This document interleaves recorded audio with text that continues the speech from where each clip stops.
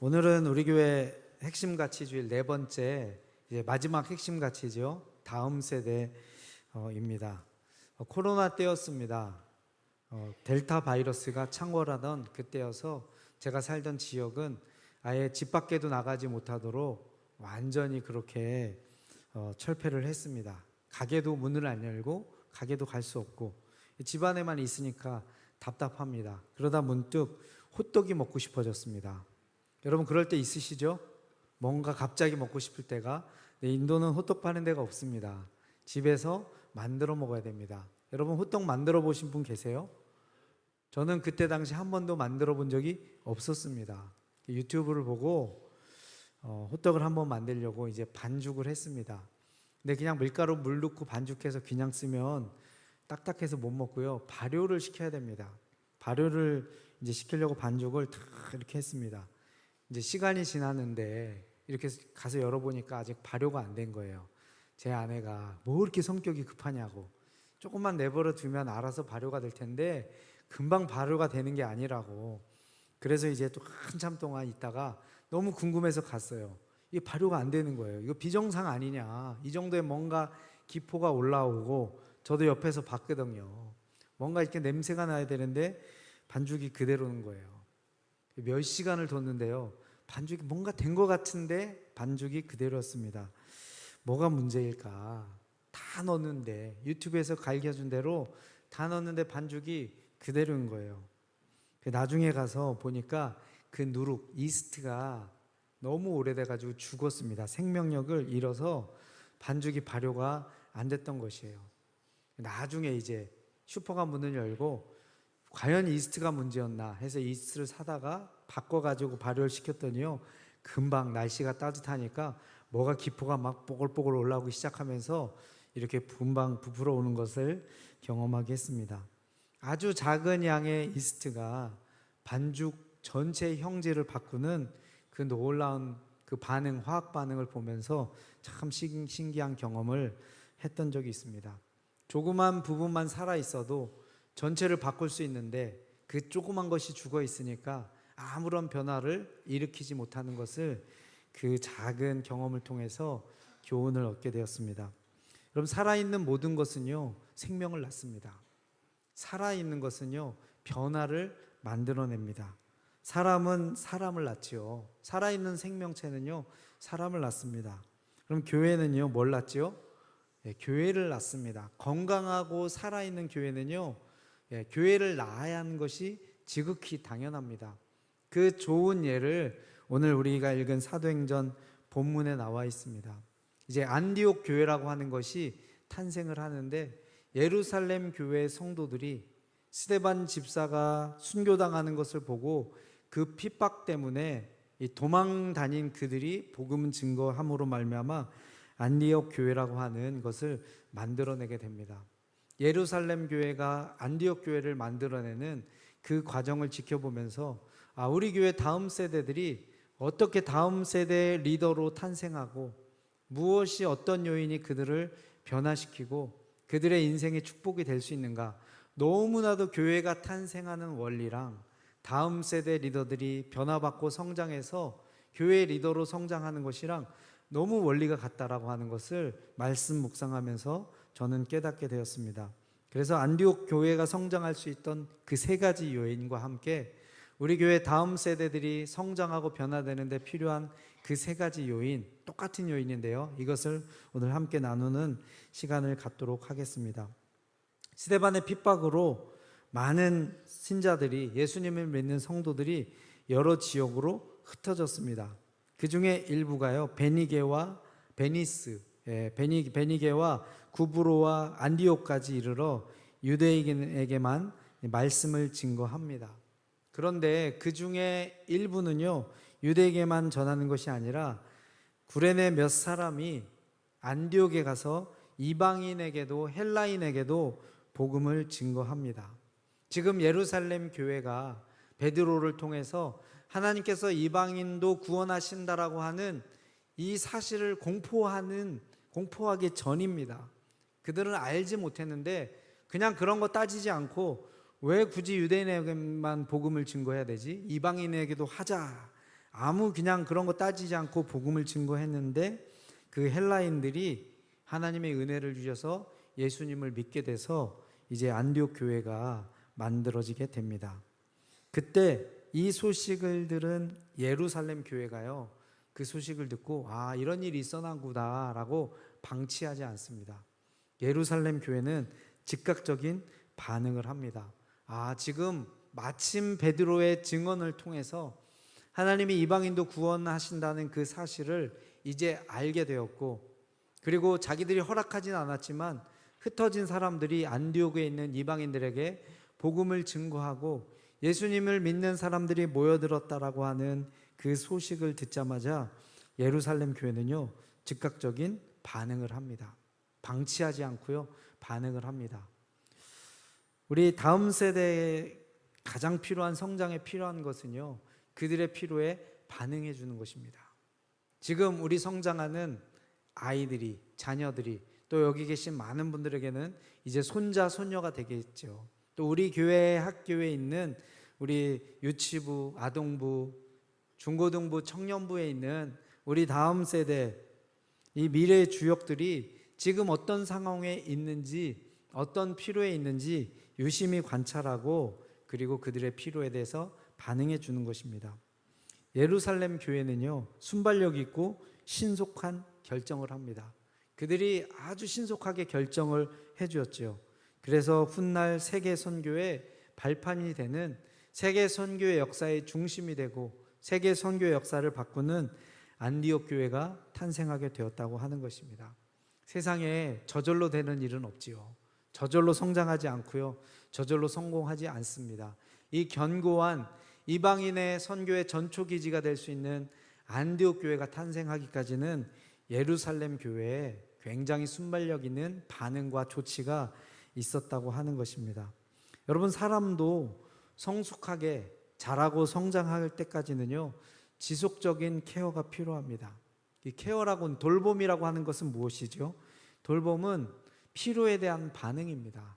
이 사람이 지금, 우리 아이들이 지금 이것이 필요하구나. 그 필요를 방치해 두지 않고 그 필요를 해결할 수 있도록 도와주는 것, 그것이 바로 돌봄인 것이죠. 우리 다음 세대에 필요한 첫 번째는 바로 그들의 필요에서 반응하는 것입니다. 그들이 무엇인지 필요한지 우리가 어떻게 알 수 있을까요? 관찰이 필요합니다. 눈으로 지켜보는 것이 필요하고요. 그런데 눈으로 지켜보는 것으로는 우리는 다 알 수 없습니다. 많은 우리의 자녀들이요, 자기들의 고민과 아픔을 마음속에 꼭 숨겨두고 이야기를 하지 않습니다. 특히 누구에게 얘기하지 않냐면요, 부모님에게 얘기를 하지 않습니다. 괜히 내가 이 얘기했다가 부모님에게 혼날 것 같고, 또 내가 이 얘기를 하면은 부모님에게 왠지 부담을 주는 것 같아서 자기 스스로 자기 문제를 해결하려고 꽁꽁 숨겨둡니다. 그런데 결코 자기들 스스로가 해결할 수가 없습니다. 저도 몰랐는데 저희 둘째 아들이 많이 먹었거든요. 할머니가 계속 먹으라고, 먹으면 또 먹이고 또 먹이고, 그러니까 이게 이제 먹는 게 발달을 했어요. 그러니까 이제 등치도 크고 퉁퉁하게 살이 쪘습니다. 집에 와서 그 고민을 얘기하지 않는데 학교 가면 친구들이 놀렸대요. 뚱뚱하다고, 돼지라고. 그런데 나는 돼지인가 사람인가? 날마다 이 아이가 고민을 한 거예요. 나는 돼지는 아닌데 친구들은 왜 나를 날마다 놀릴까? 자기 정체성에 심각한, 사랑받는 존귀한 아들인데 제가 물어봤어야 되는데, 요즘 고민은 없니? 라고 물어봤어야 되는데, 눈으로 보기에 아무런 문제 없는 그 아들을 보면서 문제가 있을 것이라고는, 고민이 있을 것이라고는, 이런 아픔과 상처가 있을 것이라고는 저는 상상하지 못했던 것이죠. 나중에 중고등학생이 됐을 때 울면서, 자기가 그렇게 힘들었을 때 아빠는 어디 있었냐고 울면서 그 얘기를 하더라고요. 그래서 아빠가 물어봐 주지 못해서 미안하다라고 사과를 한 적이 있습니다. 여러분, 세상의 모든 일에는 타이밍이 중요하죠. 우리는 그 타이밍을요, 골든 타임이라고 합니다. 교통사고가 나서 병원에 실려가는 사람, 물에 빠져서 건진 사람도요, 이 골든 타임 안에 병원에 가면 이 응급 조치를 잘 하면요, 살아날 수 있습니다. 그리고 장계나 뭐 이런 부분이 훼손되지 않을 수 있습니다. 이 타이밍이 중요합니다. 더 늦기 전에 방치하지 않고 우리 자녀들에게 정말로 필요한 것이 무엇인지 알고 바로 빠르게 조치를 취하는 것이 필요한 것이죠. 자, 그러면 우리 자녀들의 성장에 정말 필요한 것이 무엇인가? 우리가 눈여겨볼 필요가 있지요. 친구가 지금 없나? 아니면 우리 아이들이 지금 음식이 좀 뭔가 부실해서 성장에 문제가 있는가? 학교 공부하는 것이 어렵지 않는가? 우리가 여러 가지 눈을 보면서 관찰할 필요가 있습니다. 성장한 자녀들은 다른 이슈로 고민을 하겠지요. 그런데 그들에게 정말 있어야 될 핵심적인 내용이 무엇인가를 예루살렘 교회가 안디옥 교회에게 어떤 조치를 취했나를 보면 바로 우리가 그 핵심을 알 수가 있습니다. 자, 이제 안디옥 교회가 세워졌다는 이야기를 듣고 예루살렘 교회는 즉각적인 반응을 하고 조치를 취하는데 그 반응이 22절 말씀입니다. 우리 함께 읽겠습니다. 시작. 예루살렘 교회가 이 사람들의 소문을 듣고 바나바를 안디옥까지 보내니, 안디옥에 파송했습니다. 새롭게 태어난 교회에 예루살렘 교회에 있는 지도자들은 그냥 상황을 볼 필요도 없이 이제 갓 신생아처럼 태어난 이 교회에 가장 필요한 것은 리더가 필요하다는 것을 그들은 알았습니다. 즉각 준비된 리더 바나바를 그곳으로 파송했습니다. 바나바는 헬라파 유대인입니다. 헬라어를 자기 퍼스트 랭귀지로 첫 번째 언어로 쓰는 그것에 아주 친숙한, 그래서 이방인들과도 쉽게 교제할 수 있고 헬라파 유대인들과도 쉽게 어울릴 수 있는 그런 사람이 바로 바나바지요. 그런 바나바를, 아주 적절한 사람을 신생교회에 바로 파송합니다. 여러분, 우리 아이들에게 지금 가장 골든타임에 필요한 것이 무엇일까? 고민을 풀어주는 것 여러 가지가 있지만요, 그들에게 시급하게 필요한 것은 바로 그들에게 영감을 불어넣어 줄 수 있고 그들을 잘 이해해주고 이끌어줄 수 있는 리더가 필요합니다. 우리 자녀들이 온전하게 잘 성장하기 위해서는요, 바나바와 같은 리더가 그들에게 필요합니다. 리더가 없을 때는 그 필요성을 잘 정감하지 못하지요. 그렇지만 이 바나바라고 하는 좋은 리더의 맛을 본 안디옥 교회는 그 바나바 같은 리더가 없는 교회 공동체는 상상하기 이제 힘든 그런 지경에 다다랐을 것입니다. 여러분, 한번 물어봐야 됩니다. 지금 우리 자녀들에게 영향을 주는 리더가 있는가? 사람은 결코 스스로 자기 힘으로 성장할 수 없지요. 누군가를 따르면서 성장합니다. 누군가 이끌어준 만큼만 그곳에 갈 수 있는 것이지요. 우리 자녀들이, 우리 교회 다음 세대가 누군가를 따르지 않는다면 성장하지 않고 제자리 걸음을 지금 제자리에 서 있다라고 하는 그런 뜻입니다. 너무 힘겹게 누군가를 따라가고 있다고 한다면 굉장히 빠르게 지금 성장하고 있다고 하는 그런 의미가 될 수 있는 것이죠. 우리 자녀들에게는요, 그들의 생각을 흔들고 충격을 줄 수 있는 그런 리더가 필요합니다. 사람은 충격을 받은 만큼 움직이게 되어 있습니다. 여러분은 근래에 충격받은 일이 있으십니까? 나쁜 걸로 그런 충격이 아니라 우리 내면 안에서 정말 충격적일 만큼 큰 도전을 받은 적이 있습니까? 사람은 도전받지 않으면요, 움직이지 않습니다. 도전이 없는 사람은 결코 변화를 만들어낼 수 없습니다. 그래서 제자리에서 또는 안일함에 빠져 있는 것에서 벗어나기 위해서는요, 지속적인 영감과 충격을 줄 수 있는 그 리더가 필요하다고 하는 것입니다. 우리 자녀들에게 가장 절실한 필요가 무엇이냐라고 묻는다면 우리 자녀들에게는 바나바와 같은 리더가 필요합니다 라고 우리가 즉각적으로 대답할 수 있어야 됩니다. 제가 인도에 갔습니다. 20대 청년의 나이 때 갔습니다. 그곳에서 너무나 훌륭한 서양 선교사님들을 만났습니다.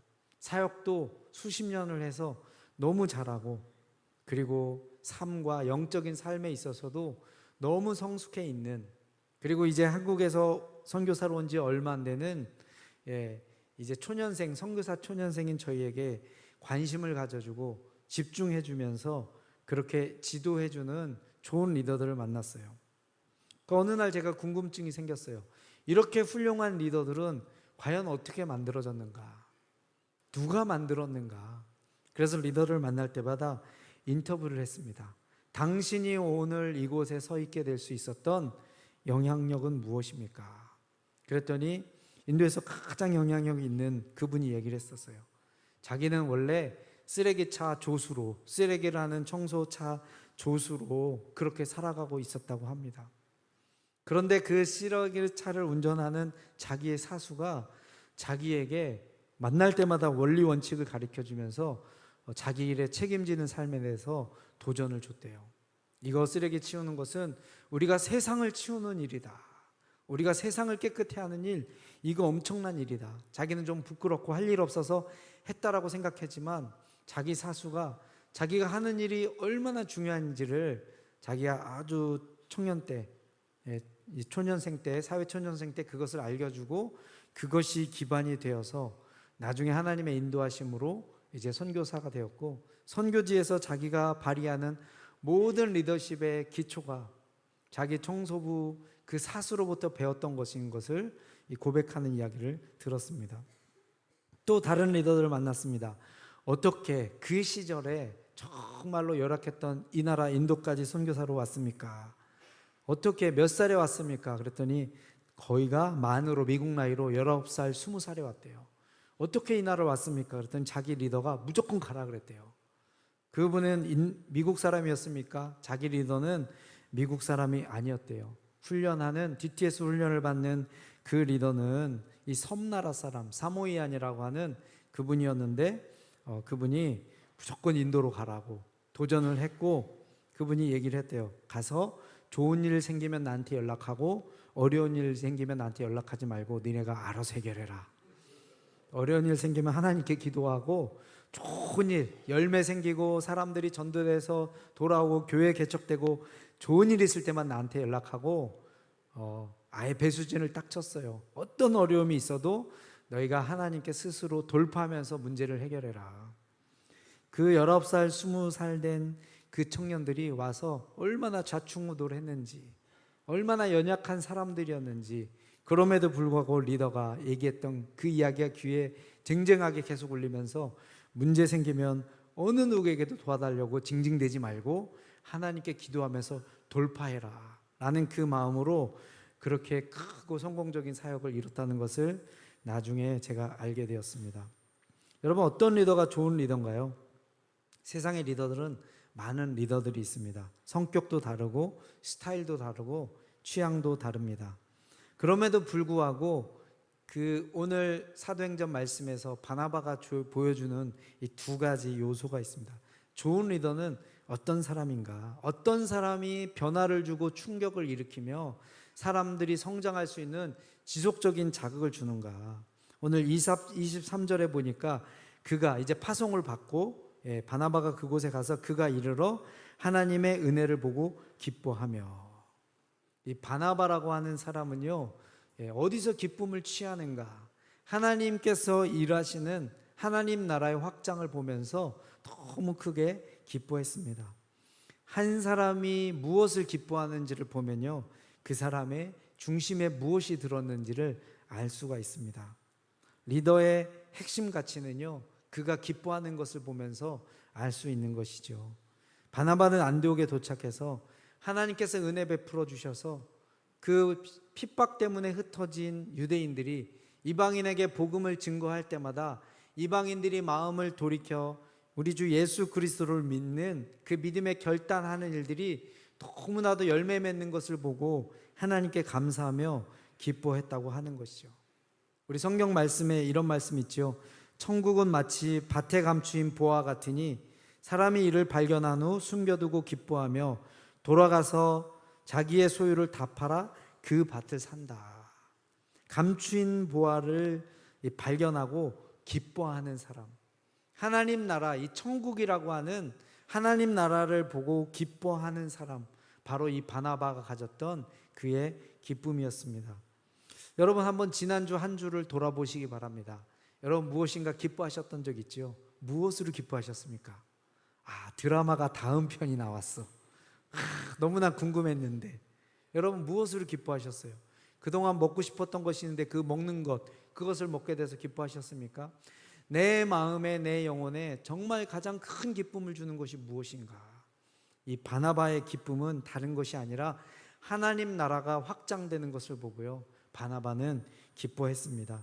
여러분, 이것이 여러분의 기쁨이 되시기를 주님의 이름으로 축복합니다. 둘째는요, 23절에 보니까 바나바가 성도들을 권면합니다. 모든 사람에게 굳건한 마음으로 주와 함께 머물러 있으라 권하니. 여기 이제 권면하다, 권하다라는 말이 영어 성경에 보니까 여러 가지로 표현되어 있는데요, 어떤 성경에는 격려했다. 마음이 흔들리지 말고 예수님을 믿기로 결정한 이방인들이 얼마나 많은 핍박과 도전과 유혹이 있었겠습니까? 그런 그들을 바나바가 가서 했던 일은 뭐냐면요, 권면하는 일이었어요. 격려하는 것입니다.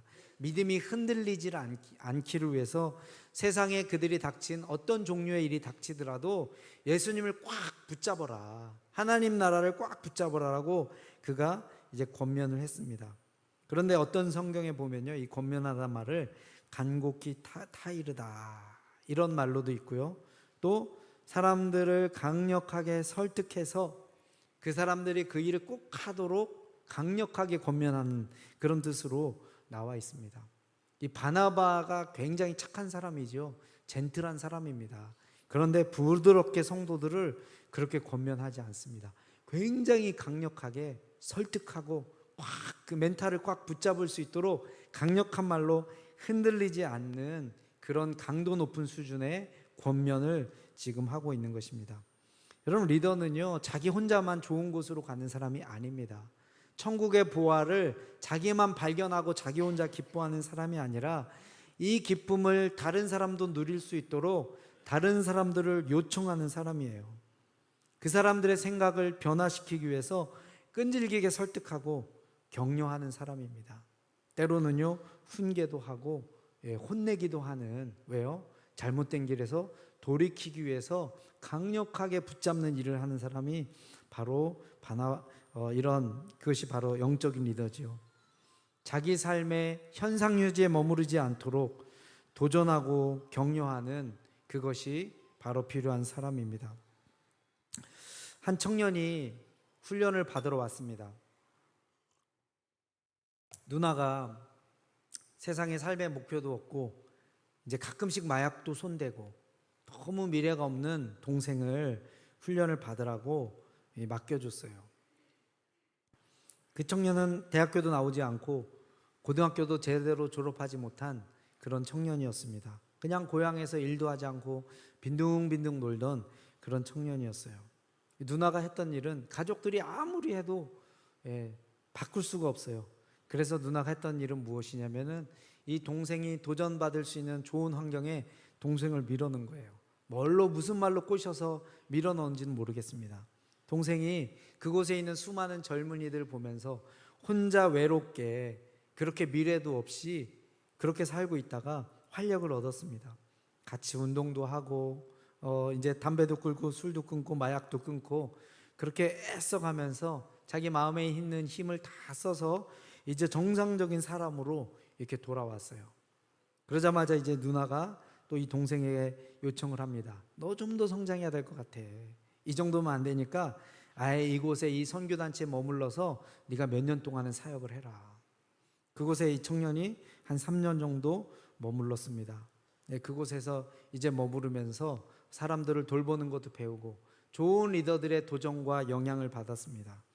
그리고 나서 저는 이 청년이 어떻게 됐는지 알지 못했어요. 고등학교도 다 마치지 못한 그런 청년이었습니다. 얼마 전에 이 청년에 대한 이 충격적인 이야기를 들었어요. 이 청년 어디서 뭐하냐 그랬더니 지금 자기 고향에 있어서 유명한 대학교에서 대학 교수가 되었대요.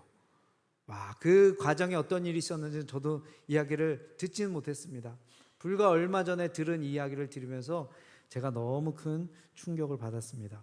누군가 도전하고 아마 이 누나가 계속해서 이 동생을 이끌어주고 영향받고 도전받을 수 있는 자리로 계속해서 인도해 줬기 때문에 동생의 삶이 그렇게 바뀔 수 있었구나라는 것을 예측해 볼 수 있었습니다. 생각해 볼 수 있었습니다.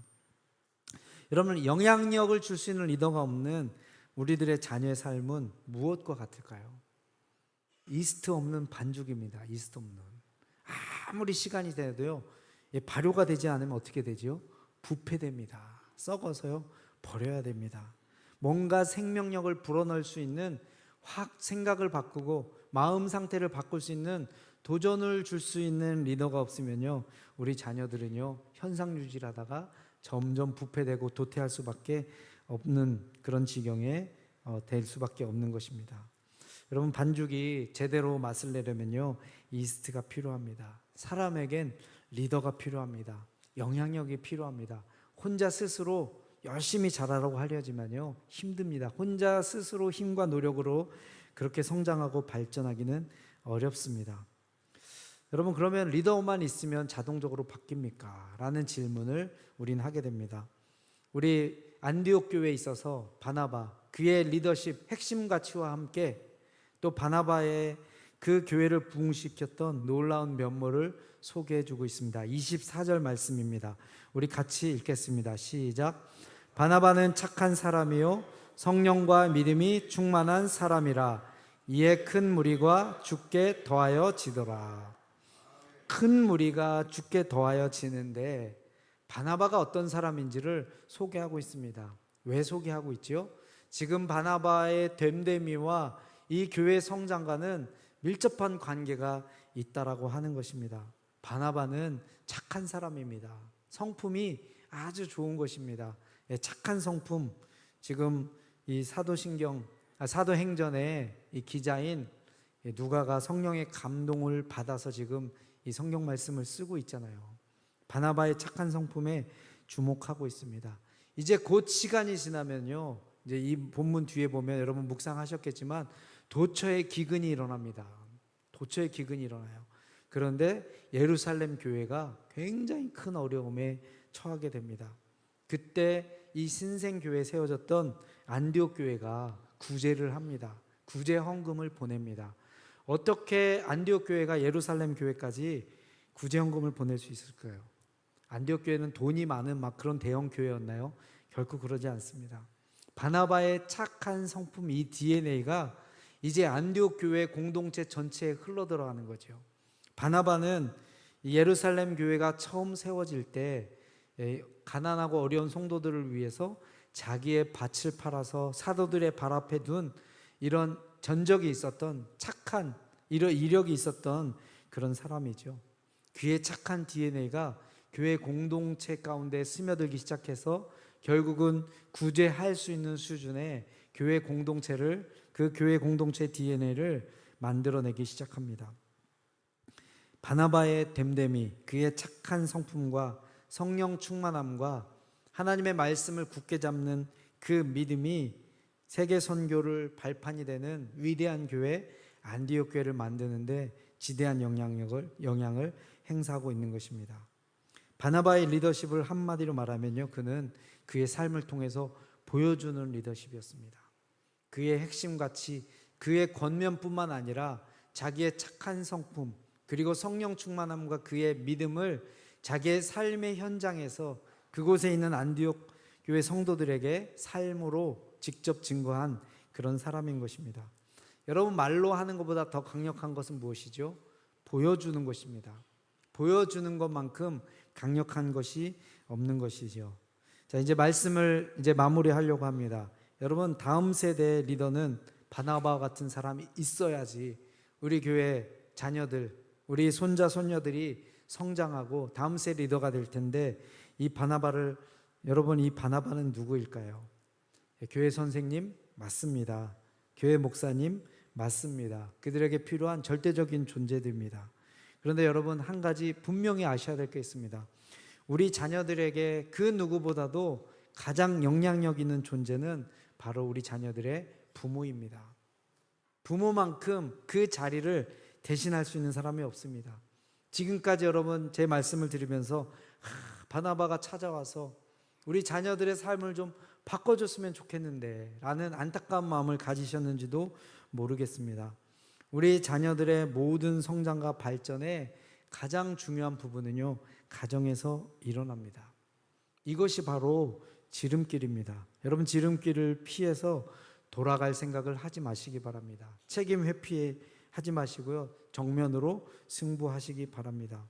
결국 우리 자녀들, 우리 손자 손녀들이 믿음으로 성장하고 하나님 나라의 리더로 세워지는 데 있어서 저와 여러분의 역할이 너무나도 중요하다고 하는 것입니다.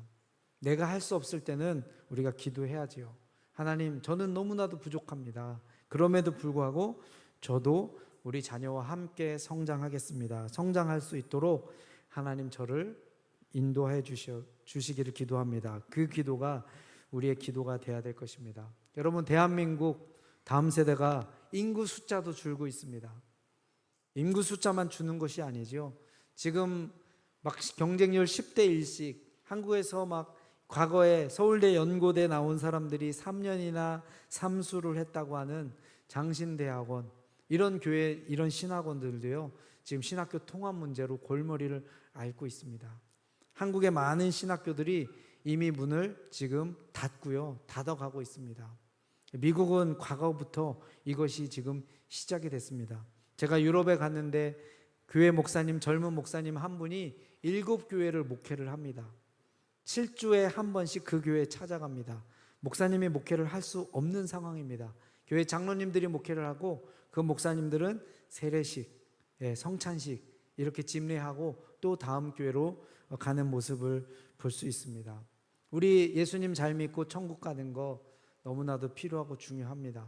그런데 우리가 믿는 천국에 감추어진 이 밭에 감춰진 이 보화를 우리 자녀들이, 우리 다음 세대가 발견할 수 없다면요, 우리는 지금 눈물로 다시 씨를 뿌리는 그 기도를 해야 될 바로 그 시점인 것입니다.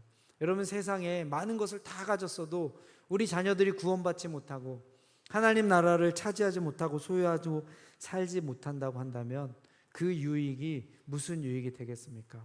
그래서 우리는 우리 교회 핵심가치주일 다음 세대, 오늘을 시점으로 해서 다음 세대가 일어나기를 위해서 다시 울며 씨를 뿌리며 기도하는 이 일에 헌신하는 저와 여러분이 되시기를 주님의 이름으로 부탁드리겠습니다. 우리 시간 같이 기도하겠습니다. 여러분, 우리 대한민국이 경제력이 약해져서 죽지 않습니다. 더 가난하고 더 힘들었을 때도요, 우리는 성장했고 하나님께 영광을 돌리던 그런 나라였습니다. 가난이 문제가 아니죠. 돈이 문제가 아닙니다. 우리 다음 세대가 지금 죽어가고 있습니다. 교회 고등학생 때까지 잘 나갔다가도 대학교만 가면 교회 나가지 않습니다. 아예 나갈 생각도 하지 않습니다. 돈을 줘서라도 데리고 올 수 있는 그런 자녀는요, 그나마 가능성이라도 있습니다. 이 방법 저 방법 어떤 방법을 써도 말이 먹히지가 않습니다. 사람의 능력으로 불가능합니다.